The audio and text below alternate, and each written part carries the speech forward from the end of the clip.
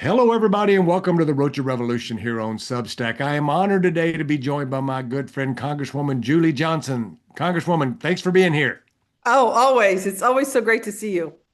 You know, folks know that I show preferential treatment to the candidates and the incumbents from the great state of Texas because I am stuck here in Washington, D.C., and envious that they actually get to go on a plane every now and then and go back home and deal with the constituencies back home. So, Congresswoman, I don't know how you put up with coming to D.C. so much. I'm ready to move home to Texas every day.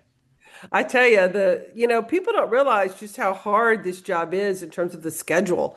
Just going back and forth, being on flights that get canceled, that are late. You stay up late night from votes. You have busy time back in the district. But it's always good to be back home. I always love being back in Dallas. Now, I've been having candidates on from all over the country. Congresswoman, I have had Latinos running in New Hampshire, Michigan. I've had folks running in South Florida last week. We've had folks from California. We've had your dear friend Gabe Vasquez. I'm having you on today because I think it's really important to have you on because of what's going on back home in Texas. A lot of you back home will remember that Texas started this redistricting war. And after what we've lived through today with what the Supreme Court did, and I want you to talk about that in a second, I will tee that up. But first, before we talk about what the Supreme Court did today and the implications of that, we have our own problems beyond before this ever happened with mid-cycle redistricting in Texas. Can you tell the folks that are listening to the Substack the way the redistricting affected you as a freshman congresswoman? Oh, sure. Well, I was in the state legislature after the 2020 election when we did this redistricting at the top of the decade, and what happens, they have a census count, they apportion all the lines based on population, but Republicans are terrified that they're going to lose the House in November, that the Democrats are going to win. And Trump, his worst nightmare is that the Democrats will have the gavels to be able to hold his administration accountable or impeach him or however the process would work out. And so he ordered Greg Abbott, who of course has no ability to say no to Trump, who bended down right away and said, "Yes, sir, and we'll redraw our map right in the middle of the year of the decade." And the problem with that is it just really leads to a lot of uncertainty for voters, but it's also not population based the way the original maps were because the demographics have changed. Dallas Fort Worth is the fastest growing metropolitan area in the country. And so the whole thing is just a bunch of bullshit, actually. And it's just unfortunate that Texas did that. But what it did is it started this wave of redistricting. And what our heroes of the Texas legislature who broke quorum really put the pressure on California to respond. Because, part of the problem, what happened is when Tom DeLay did this same thing, this mid-decade redistricting several, decades ago, no one responded. And so Republicans thought, well, if Democrats aren't going to respond, we can do it again. But this time, Democrats have responded. We responded in California. We responded in Virginia. And said, no, if y'all are going to put this mess out there, we can respond too. And at the end of the day, we just need to ban this whole thing. We need nonpartisan lines across the country to have fair maps everywhere. So, what this did for all of you scoring at home and you political animals who listen to the revolution here is that the Congresswoman had a district that went from Dallas and it moved east. What they did is they took that district and moved it another district and kind of got rid of her district. Please correct me if I'm wrong, and came into the city now to where part of that district was in the new district, but she has a whole bunch of new stuff. And they pretty much eliminated the district, which was Mark Vesey's district that ran from Dallas to Fort Worth. And so that one's gone. And so they took three Democratic districts and condensed it down to two. Is that a fair assumption, Oh, that's Congresswoman? exactly right. They split my district that I won by 24 points and divided it amongst six different congressional seats. And then they took Mark Vesey's district that was also a solid Democratic seat and divided it amongst all these other Republican seats. And what they did is they merged it into two Democratic seats in the whole Dallas-Fort Worth Metroplex of 8 million people. And so it's crazy. And now this is a solid Democratic seat. And this new district is about a third of it is the district I currently represent.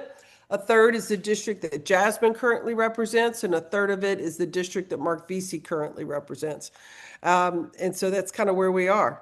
And so what happens now for all of you scoring at home and you political animals who listen to the revolution now, what you've seen is you have Jasmine Crockett who give up her seat. She endorsed someone who won that race outright in the primary. She decides to run for the Senate. So she gives up her seat. She goes and then Colin Allred decides, I'm not going to run for the Senate because Jasmine Crockett's running for the Senate. Stay with me. I know it sounds like a soap opera, but I mean, I'm getting to something here.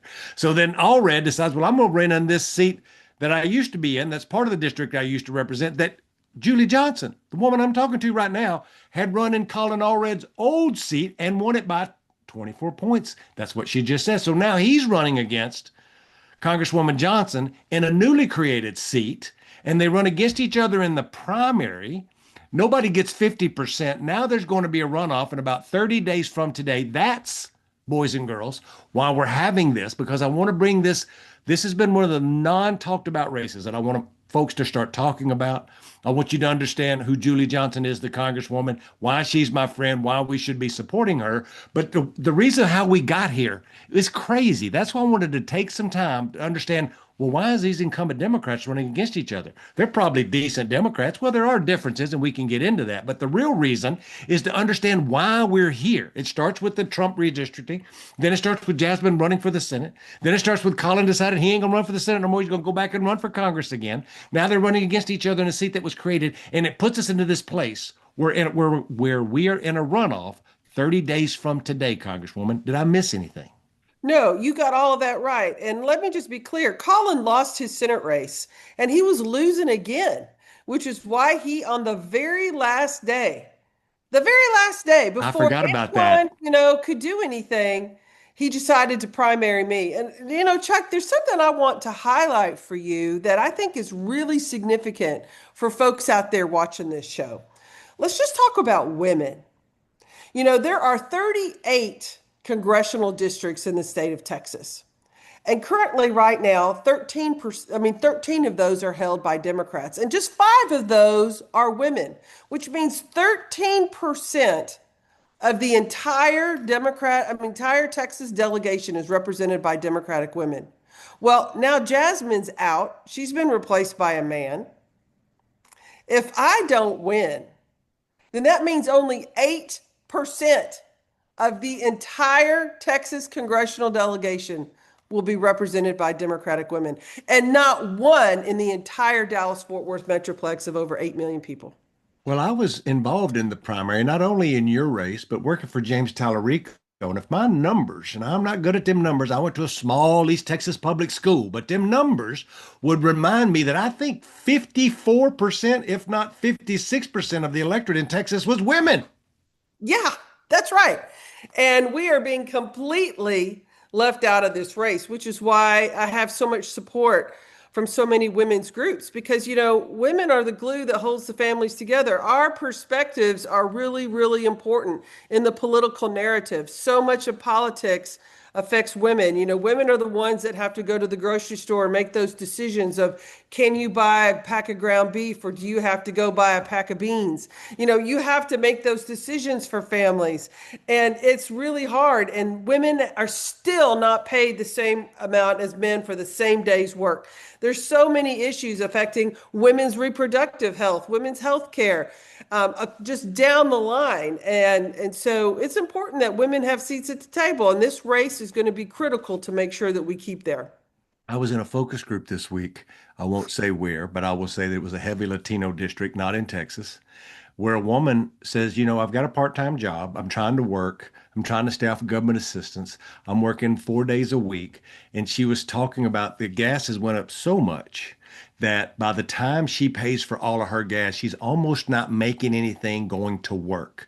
And I think that's what you're describing and what I've been hearing from folks, not only all over Texas, but all over the country. The question I have, though, is this congressional district is also very different. And Congresswoman, my audience are political nerds. They're just like me and you. They love these campaigns. We're going to give them your website after you answer this question. So if they want to support you, they can go there.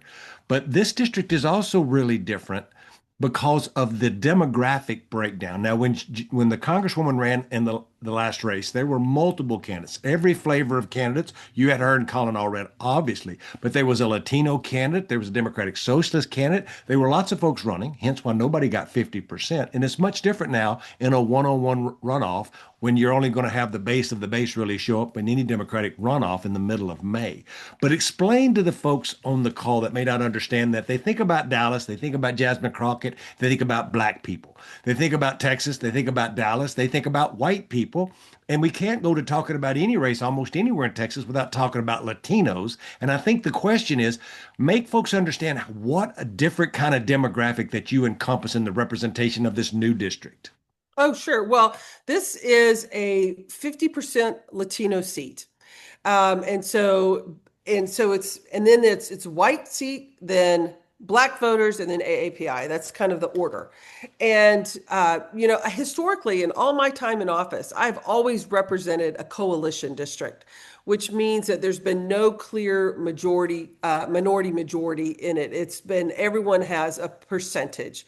In this district, however, it is barely a 50% majority district. And one of the things that I'm so proud of is to have so much Latino support in this race at the federal level and at the state level and the local level. It is a significant issue. And I'm so proud to have Congressman Esbiat, the head of the Congressional Hispanic Caucus, endorsed. I'm so proud to have Congresswoman Linda Sanchez, the head of BOLPAC, which is the Latino Political Action PAC here in DC, and so many, and the BOLPAC's endorsement in this race. And again, at the local level, so many of my state representative colleagues who overlap this district, like the great Cassandra Hernandez and Linda Garcia and Jessica Gonzalez, people who are tied into the Latino vote and the issues, have all endorsed me in this race. People who've worked side by side with me to know how hard it is to fight for everyone's interests. And it is a big issue. And so I'm so pleased and so proud to have so much support in the Latino community. And it's something that I treasure quite a bit. People ask me a lot about this race, and I've been working with the Congresswoman. I want to be very upfront about that, and the reason is because of what she described. And going back to our friendship, being in the state house, being involved with lots of different candidates, lots of folks, some of which are my friends. And when the Congresswoman was in the state house, she wasn't my client; she was my friend. And when she was in the state house, the reason I got to know her is because of her stance standing up for our community. Our community and Julie Johnson has gone hand in hand, Latino voters, the Hispanic community of Texas, because she's been fighting ICE. She's been fighting to get the representation that Latinos deserve, whether it's healthcare, whether it's childcare, whether it's daycare, whether it's the assistance, whether it's working on the utility bills in Texas. Lock, stock, and barrel, it was a no-brainer for me. And I think we're going to see a lot of that when it comes to the reason why she got those endorsements. Keep in mind, she's running against another former incumbent. She's not running against some nobody who people in Congress don't know. They know Colin Allred, but they've chosen to back Julie Johnson because they've worked with her. From the Hispanic community, I would only speak for them because that's where I spend most of my time, because she's walked the walk to be with us. And that's kind of the question, the walk the walk. I know because I work with you. You spend a lot of time in the neighborhoods, knocking on doors and going to community meetings. Can you tell the listeners what folks are talking about as far as the top issues you think are going to drive people out to vote in a runoff right now in your community? Well, absolutely. Immigration is a key issue. My opponent is really trying to rewrite his relationship with Latino voters right in the middle of a campaign. But people are seeing right through that. They know what his real record is. And communities remember who stood with them on voting rights, me, on immigration, me, on economic issues, me, and who stayed silent, Colin Allred. And so, one of the issues is, let's just take immigration. It has long been the law of this land, Chuck, that if you commit a crime in this country, that the United States can revoke your permission to be here, that you can be deported if you can't follow the rules here. But by that means that you still are subject to the constitutional protections of due process, of innocent until proven guilty, the right to a trial by jury. All those concepts apply to everyone here. That is who we are. That's in our Constitution. But what Colin Allred did is he sided with Republicans time and time again to erode those constitutional protections for people, and basically saying that now no longer does due process provide to you. You can be deported solely on the allegation of someone else. No longer does innocent before proving guilty apply to you, immigrant person. No longer does due process apply to you. No longer does your rights to a jury apply to you. You can be stripped from your family. You can be stripped from your job, and just sent out of here without any due process at all in Colin Allred's world, in Colin Allred's voting history. That's what he does.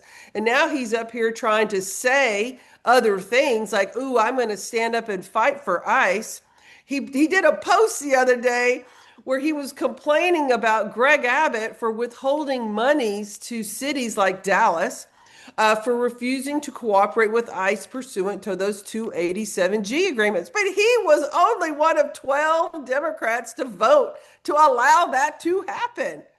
So he's trying to walk a talk that is absolutely opposite from the walk that he has walked. And in contrast, I have consistently 100% opposed all of those things, have stood for people's rights. And I'm on Homeland Security. And one of the things I'm really proud about is I have been pounding Kristi Noem, and I have been pounding the head of ICE. And you know what? They are both fired. They are both gone now, because we and the Democrats on our committee have been holding them accountable for the atrocities that they have been committing in this country. And you know what? They're now out of a job. Have you been seeing, and now that, we've saw that Kristi Noem is gone, thank you for putting that pressure on. They've kind of scaled back some of their outward facing deportation stuff, and they've stopped killing American citizens in our street here recently, which is a low bar. Have you still seen them active in Texas and around Dallas Fort Worth? Oh, absolutely. My office gets calls all the time. I've been down to the ICE detention center. We have been actively involved in helping to get folks released from the ICE detention centers. I've been to the Bluebonnet facility, several times. I've been to these facilities, because it's important. Because oftentimes, as a member of Congress, I'm the only one that'll be let in. And, activists can't get in, but I can go in. And so I go, and I want to make sure that to see what is happening on the ground at these facilities. And I can tell you, ICE has not stopped. They are still doing what they're doing, and they're still rounding up people, and people are still terrified and they're afraid, as they should be. And I have also, right now, we're here, I'm in Washington, D.C. right now. And again today, we're having yet another vote on funding ICE. I'm a no. I have voted against funding for ICE every single time, and I will vote no again today, because the way that organization is being run is unconstitutional, it's immoral, and it's wrong, and they don't deserve another penny. It reminds me of what my papa used to say, watch what they do, not what they say. When election time comes around, politicians want to say whatever they have to. Let's talk about the changing Texas. You know that I've been working around Texas going back to my time working for the late great Ann Richards. I've seen a lot of changes. I grew up in a trailer house in East Texas. Me and you've had these conversations, and I have seen the ebb and flow of the electorate of Texas change from Latino voters in the Valley swinging 30 points towards Donald Trump to this last primary where you saw them overwhelmingly vote for James Tallarico. And there couldn't be more, what would I say, a contrast of ideological thinking and outward expression than a Donald Trump against a James Tallarico. My question is this. In the last primary in Texas, we saw almost 30% of the electorate in the primary being new folks to the Democratic primary. That didn't mean that they weren't voters. A lot of them were general election voters that were inspired to run in the primary, either by you or James or others. And I know James has endorsed your candidacy.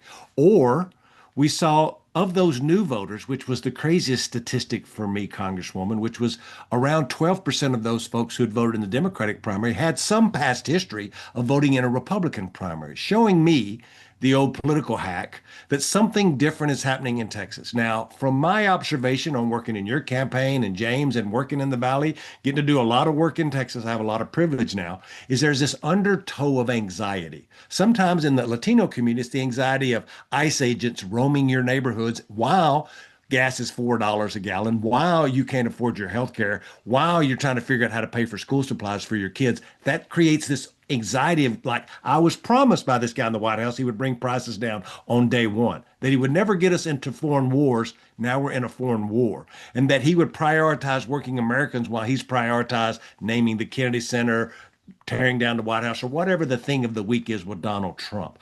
My question to you is, as you see things change in Texas, are you seeing things different than what you've seen? Because you've run many, many campaigns. You've won in many, many tough races. What are you seeing that's inspiring you think this surge in Texas these days? Well, I think several things are inspiring a surge. I think you're right. Donald Trump, people are frustrated. They're frustrated economically, and they believe Donald Trump's rhetoric that he was going to make things cheaper for them. But what they have seen is that Republicans and Donald Trump have done just the opposite. Over the last year and a half, everything is more expensive. Yeah. Trump's tariffs have made the cost of beef, have made the cost of everything, Yeah. food import, I mean, everything go up. Everyone, when you go to the grocery store, your cart of groceries is far more expensive today than it has ever been. And then on top of that, healthcare, with trying to take away the Affordable Care Act, with trying to squeeze and the increasing costs of prescription drugs and everything about healthcare. Your budget is less than that. If you have a health event, or God forbid, your baby, breaks their leg and needs to go to the doctor, or even needs to have surgery, those expenses are just off the chain for people.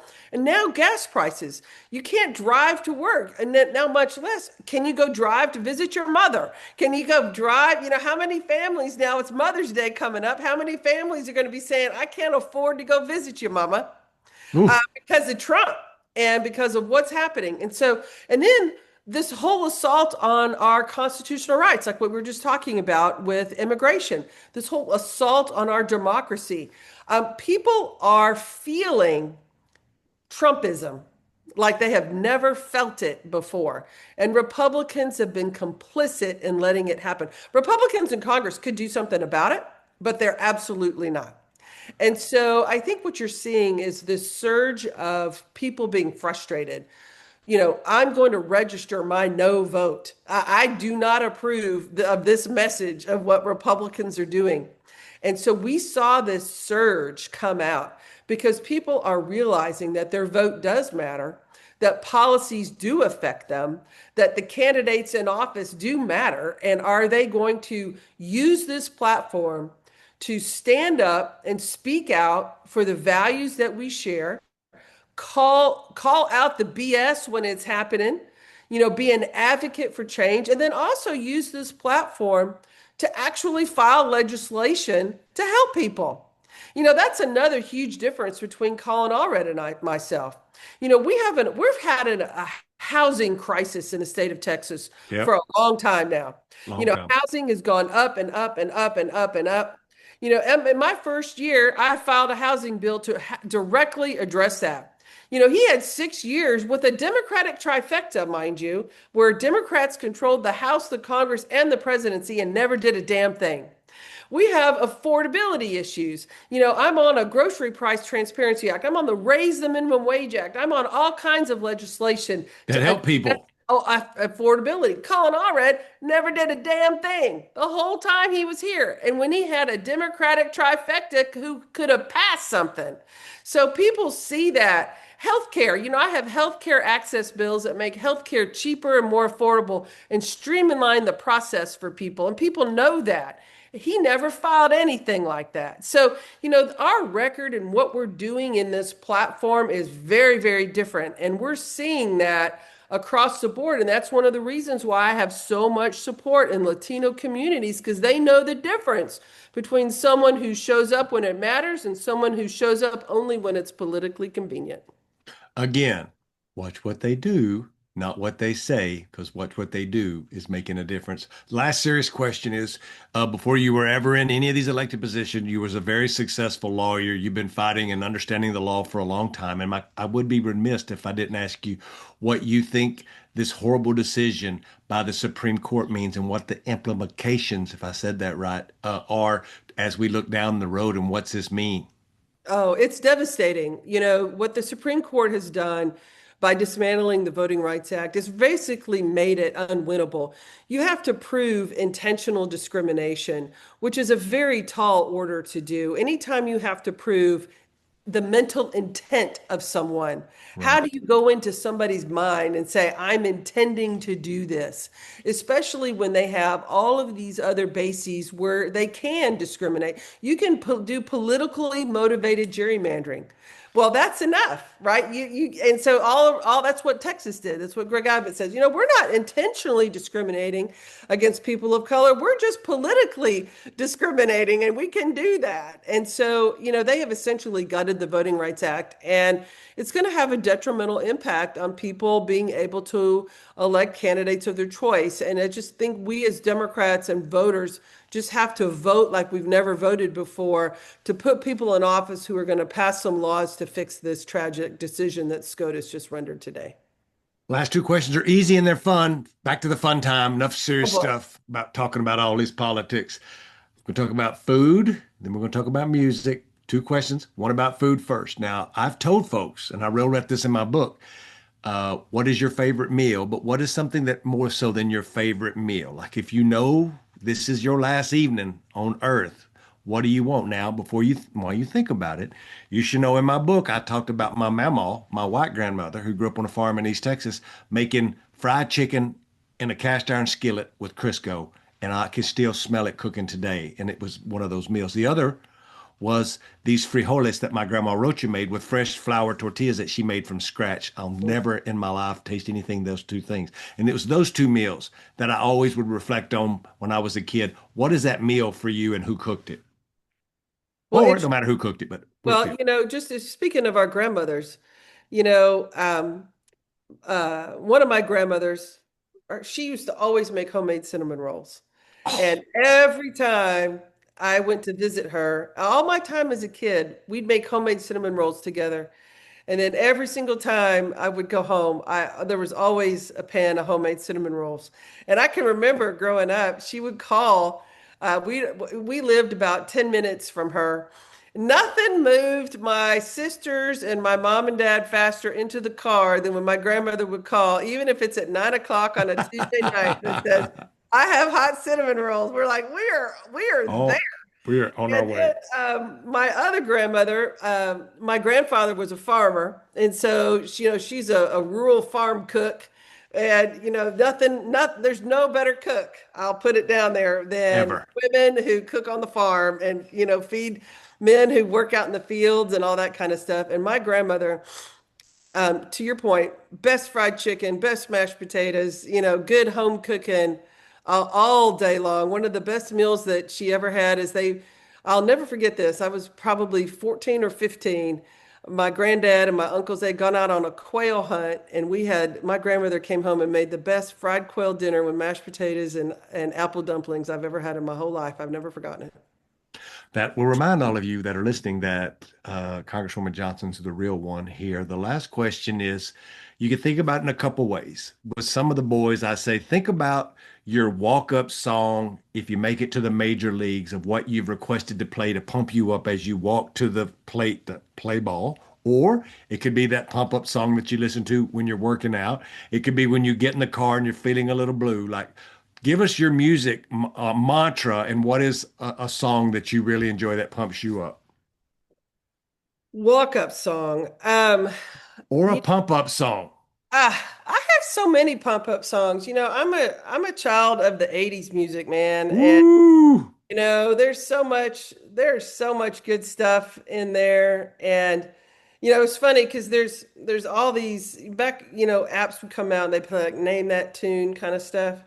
I'll Yeah. challenge anyone out there to name that tune on 80s music. Just bring it on. We can go have, Nice. we You can like have to it. listen to a little 80s music. I'm telling you, we can drop it down, You should but watch this Netflix. There's a Netflix series out about Wham. Remember Wham? I do. You Oh, should watch. absolutely. It's a Man, great I had series. a Wham cassette tape that I would play in my car and in my red Nissan Sentra driving around, and I was cool as cool back then, in my own mind at least. Tell everybody where they can find out more information, donate to your campaign, follow, give them your campaign website or any socials you want to give them here. Sure, we're at juliejohnson.com is my website. It's super easy. Julie Johnson TX, Julie Johnson Texas is all my campaign stuff. But I also encourage people to follow my official pages at Rep Julie Johnson. We have a Yep. ton of content out there. If you want to see me going at it with Kristi Noem, all those videos are there. If you want to see, me raising hell up here in Congress, you can find all of that on my official channels. And then all my campaign stuff, you see kind of what we're advocating for with people. Would love to have you engaged with us. Make sure you want to vote. Make sure you vote. Make sure you vote. Make sure you vote. I think one of the things I just want to highlight is, I've spent my legislative career fighting for the right to vote. When I was in the state legislature, broke quorum, came up here. I'm on elections here in the Congress. I am eternally devoted to people being able to cast their right to vote. And that's the only way our democracy functions is if people vote and if they have the right to vote, because all other policies flow from the people being heard and being able to participate in free elections. And so we just got to stay vigilantly focused on that.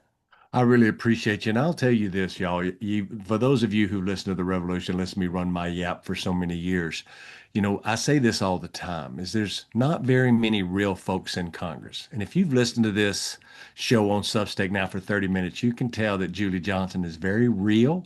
She's very open about who she is, and she's walked with our community since day one, no matter if she was elected to the State House or to the U.S. Congress. We need more regular people in Congress. Go to her website, support her. She is somebody who's had our back from day one. Congresswoman, thank you again for being here, and thank all of you for listening to the Rocha Revolution. Thank you, Chuck.